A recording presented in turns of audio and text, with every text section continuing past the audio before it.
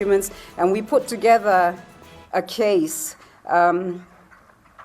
which compared to the resources and the battery of highly paid lawyers who appeared for the other side, including using our taxpayers' money to hire extremely expensive private lawyers, such as the chairman of the IEBC and the IEBC itself.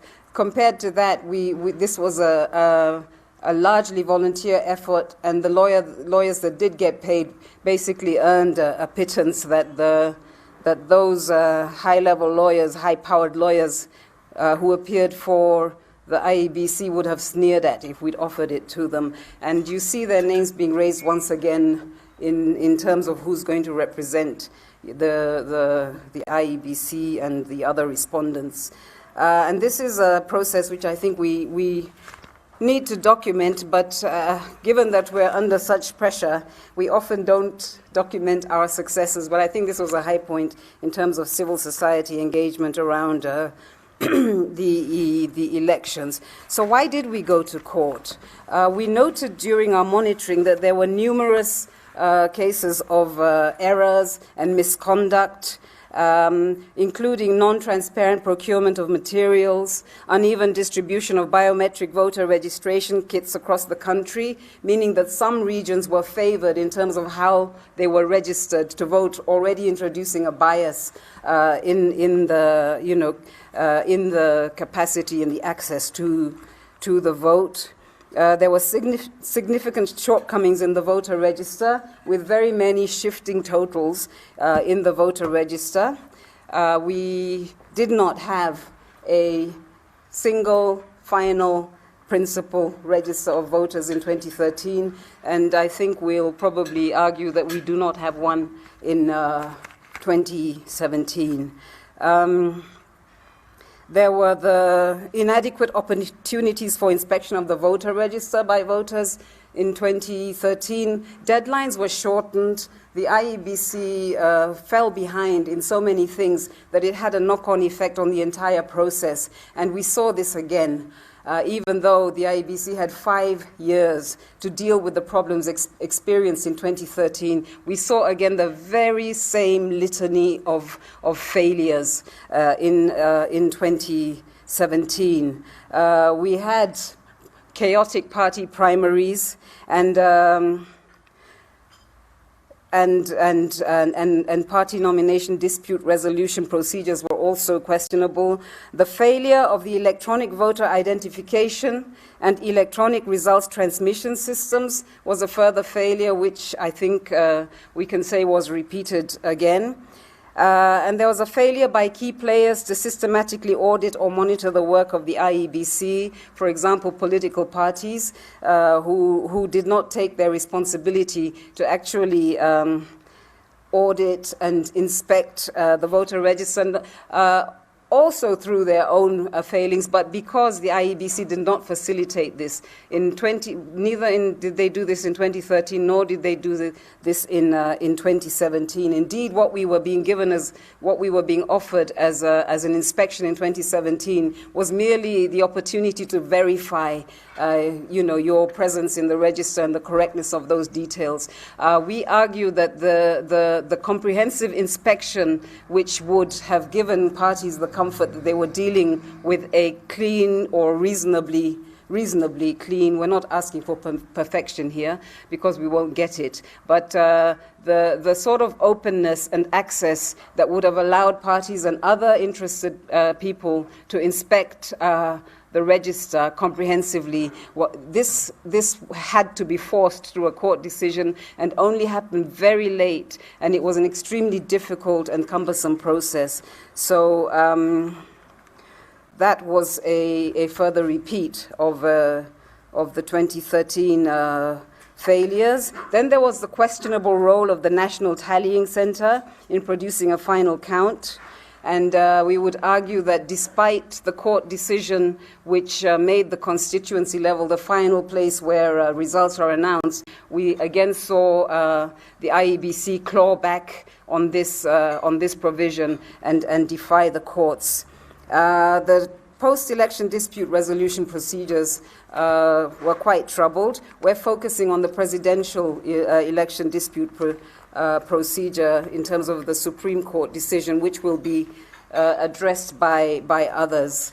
I'll just speak to the experience of civil society, and I won't dwell on the legalities because there you have a battery of lawyers, not as highly paid as the ones who are going to represent the IEBC, but I'm not a lawyer. So I'll simply detail the sort of experiences we had as civil society putting together a weighty petition in the space of 7 days, which we managed to do, and I'm extremely proud of that. And we argued to the court that the conduct of the 2013 presidential elections was overall not free, fair, or transparent. It was not administered in an impartial, efficient, accurate, and accountable manner. The electoral management system was not simple, accurate, verifiable, secure, accountable, or transparent as required by the Constitution. And we said the counting and tallying of votes was neither open, accurately collated, or promptly announced. And neither were the appropriate structures or mechanisms to eliminate electoral malpractice put in place, including safekeeping of election materials, contrary to various provisions of the Constitution. And the petition outlined a range of shortcomings, starting from the voter register as the cornerstone of a credible election. As I said, there was no final voter register, and we'll hear in the analysis of the Supreme Court decision that the IEBC was given the latitude to declare apparently anything it liked as a voter register, and to change that definition given whatever expedience was required at that particular moment. We looked at shifting totals of the register over time. We looked at additions to the voter register after it was finalized, and different numbers of registered voters at different levels of the elections, governor, president, MCA, etc. The forms contain different numbers of registered voters. We also saw that the expensive electronic systems which had been acquired in order to secure the election spectacularly failed. The electronic transmission of results, the EVID, the electronic voter identification, all of these measures intended to protect the integrity of the vote by preventing multiple voter registration, multiple voting, or ballot stuffing, erroneous tallying, and other irregularities. All of these expensively acquired equipment failed on voting day. And I think we Kenyans are engaged in a sort of upward spiral of increasingly expensive elections, procuring increasingly expensive and elaborate technology, which completely collapses when it's actually put to the test. We saw that laptops failed.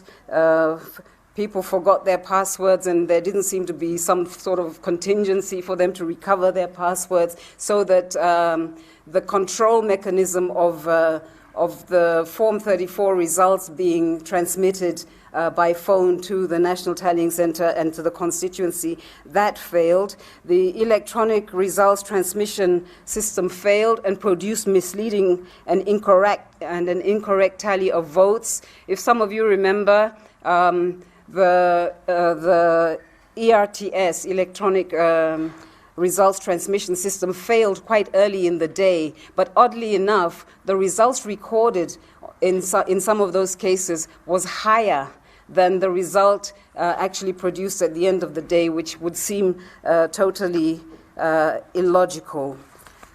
And so once again, we find ourselves paying all sorts of money to secure our systems, and these systems keep failing. So I think we need to start looking for where the real problem is. It doesn't seem to be in the systems.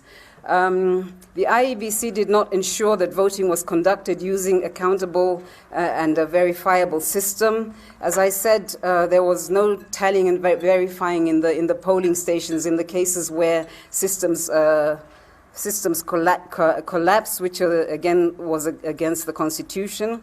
And as I mentioned before, agents and observers were excluded from the National Tallying Center on the pretext that they were being rowdy when there were protests about perceived failures and irregularities. So there was no credible tallying or verification. There were problems with the forms. There were so many irregularities on Forms 34, the original polling station document, our today 34A, 35 constituency level, and 36. And these irregularities affected the validity and the credibility, the outcome, results, and declaration of the election. And strangely enough, we saw that the electronic results transmission system was generating a vote count with a consistent gap. Many of you will remember the graph we published. We tracked the results announcement on a spreadsheet and turned that into a graph, and that generated completely parallel lines on a graph, which would seem to be very odd if you're having results being randomly relayed. And of course, most of you will realize that I'm referring to what happened again this time around when this ticker tape on the television was produced.